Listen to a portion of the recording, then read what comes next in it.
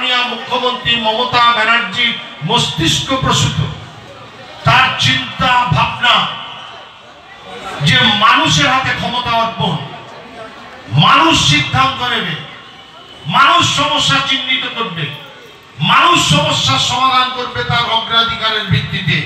গোটা রাজ্যব্যাপী আমার পাড়া আমার সমাধান এই প্রকল্পের শুভ উদ্বোধন হচ্ছে সারা পশ্চিম বাংলা। আমাদের বজবজ পৌরসভার 20টা ওয়ার্ড, 66টা বুথ, আমাদের 26টা ক্যাম্প হবে। এই 26টা ক্যাম্পের আজকে শুভ উদ্বোধন হয়েছে 19 নম্বর ওয়ার্ডে 28, 44, 45 এই বুথে।